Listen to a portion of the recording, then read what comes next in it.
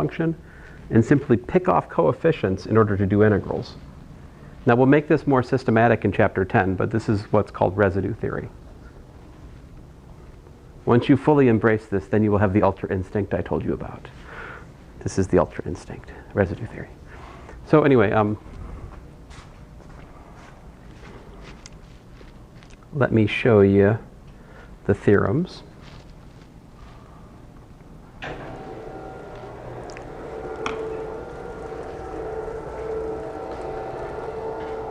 I'm glad we figured this one out. Like that one was, I was worried for a minute there, you know?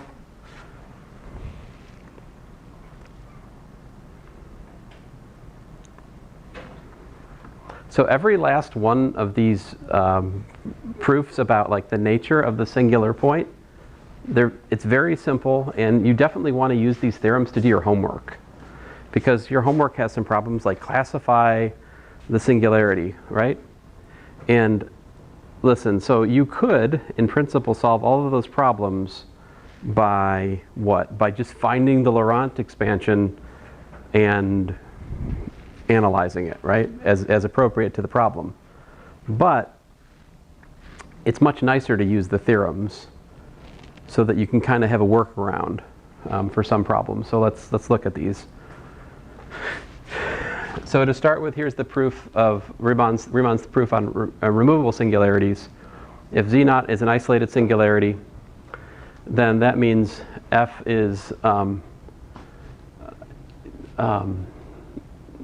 let's see here. If F is bounded, then F of Z has removable singularity. So if F is bounded, that's this condition, right?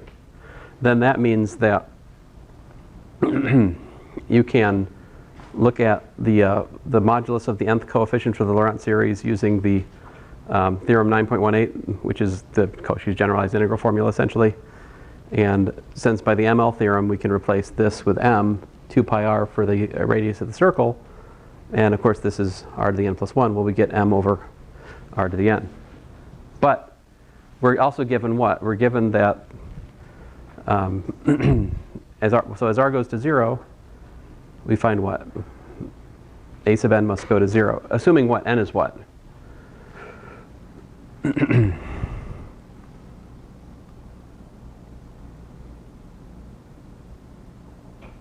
Because how do I know that?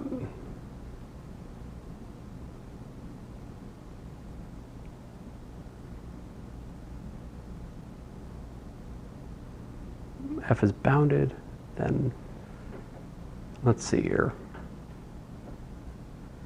I mean, I guess you could argue by contradiction. No, I don't want to do that.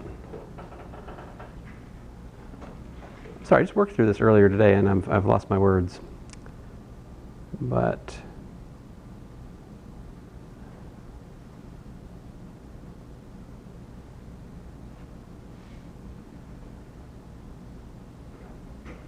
we find, oh, I'm a dummy. Look, this is just stupid. If n is less than 0, what do you have about r to the n? If n is less than 0, r to the n is really like, so like if n equals to minus 1, 1 over r to the n is really just multiplication by r, right? So this makes sense, because that would just be like m times a positive power of r, really, for n less than 0. And then, of course, yeah, the modulus of a sub n goes to 0 for n less than 0. And that is all you need. That proves that all of the reciprocal terms in the Laurent series are gone, which is to say it's removable. Theorem. Okay, it's not complicated. It's really not complicated. There's the example I showed you earlier.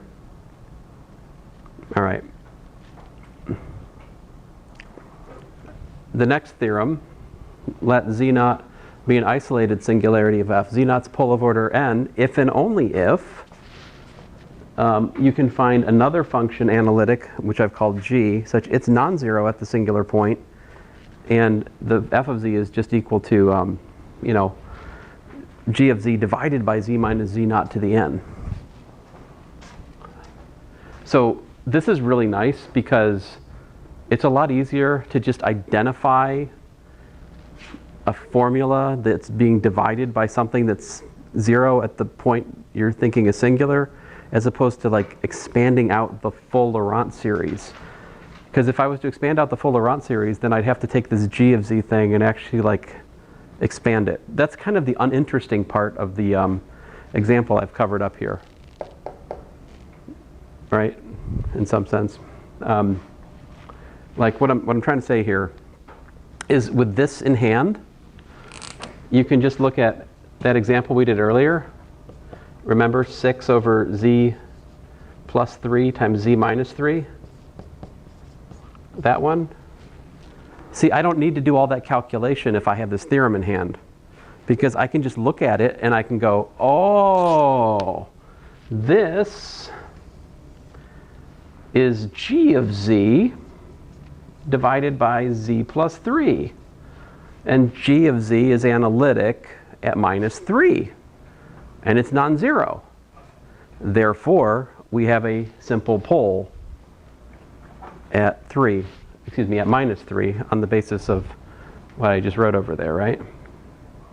And by the same token, if you look at this formula, right, you could also look at it as, let's say, g of z divided by z minus 3 for a different g, of course. There I'm letting g of z be what? Like 6 over z plus 3. 6 over z plus 3 is analytic at 3. And it's non-zero. In fact, it's equal to 1. So that identification with this theorem shows me that I've got a pole of order, a simple pole at 3 for f. I don't actually have to find the Laurent expansion centered at 3 or centered at minus 3 with this theorem in hand, if the question is just to classify the singularity, right? Now, if you want to calculate the minus 1 coefficient, right, well, that's another matter. And that's the central problem, the basic problem of residue theory, is to figure out what is that minus 1th coefficient in the Laurent expansion, right? And there are a bunch of cool theorems for that. But anyway, here's how this goes. So if you have a pole of order n at z naught, then that means, first of all, by definition, this is the Laurent series for it, right? But if that's the case, then you can just factor this out. And what you're left with is positive powers, well, non-negative powers. And so this is your g of z divided by that. That's the forward implication, all right? Now, the reverse implication is a little bit fussier, but if you've got, actually it's not, it's the same stupid thing. If f of z is g of z over this, and g of z is analytic at z naught, that means you can expand g of z in its Taylor series. And if you take the Taylor series for g and you divide by this, you straight up got a Laurent series that has a pole of order n, because it's just a calculation. It's really very simple. And yet, while this theorem, the proof of it is very simple, it is extremely useful in saving you the trouble of actually doing the expansions like I did today for such a question. So, and then the essential singularity, well,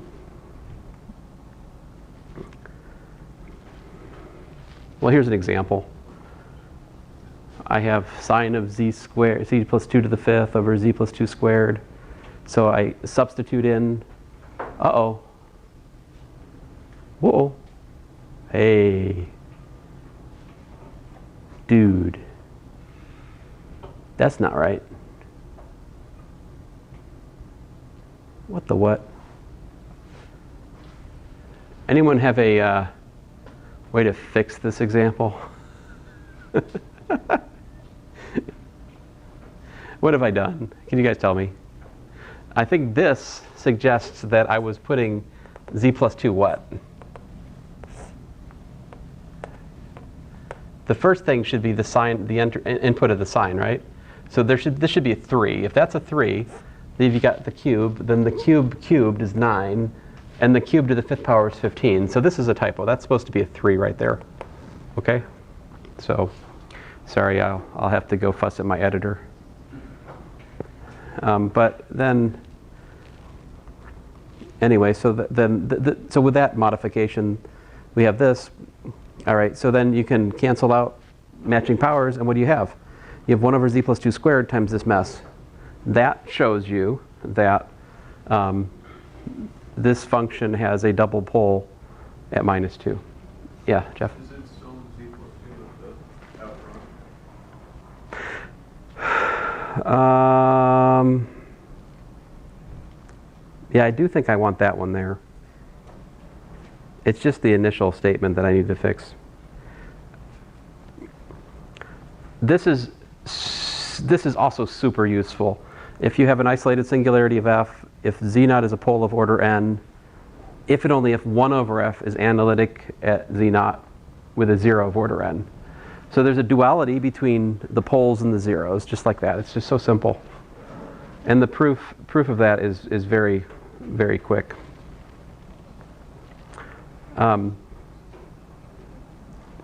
So like, for instance, a non-trivial application for that, if you look at 1 over sine z, you can see it has a simple pole at n pi because sine of z has a simple 0 at n pi. Why is why is n pi a simple 0 of sine? Well, just add and subtract n pi, adding angles formula, which you guys proved. Thank you.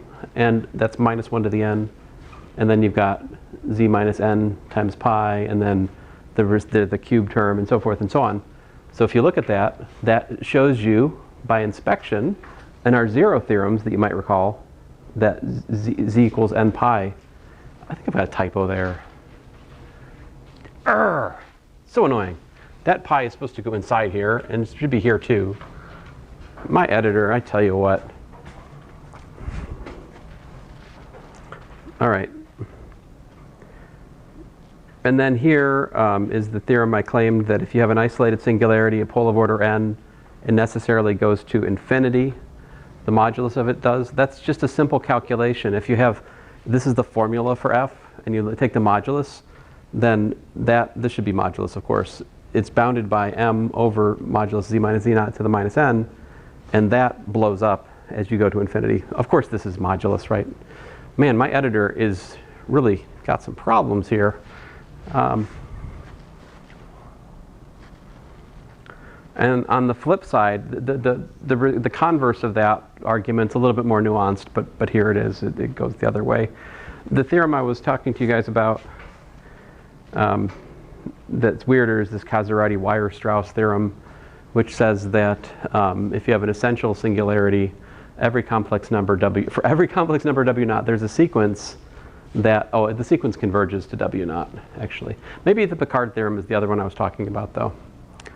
And as is all these arguments, this one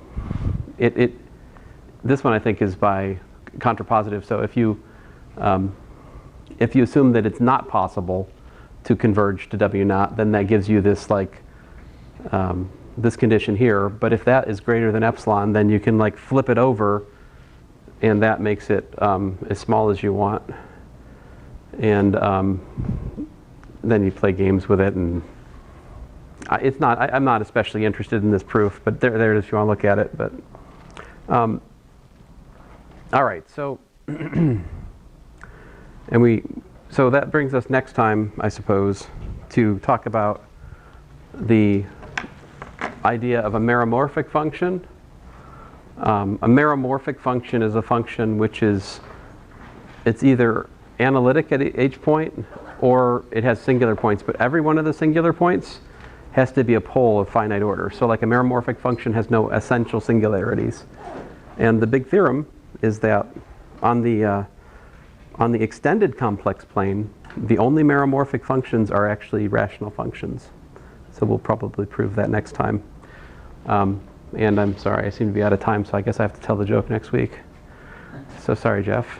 It's all good. Jeff, you came in class for nothing. Yeah, my apologies. Anyway, I do think you have all the necessary technology to do the homework now. So anyway.